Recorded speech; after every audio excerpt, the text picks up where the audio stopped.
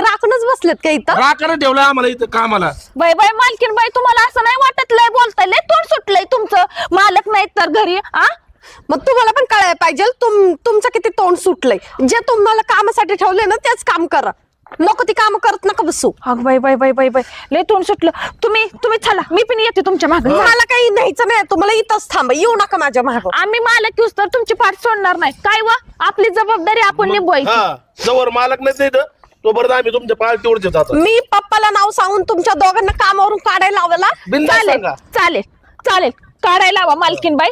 तुम्हाला जे करायचं ते करा, पण मालक येऊस तर आमची जबाबदारी आहे ती आम्ही निभवणार आहे. अरे काय चाललंय तुमच्या दोघांचं? जबाबदारी शांत बसा ना, दोघं काम करा ना. तुम्ही जिकडे जाता तिकडे आम्ही येणार आता.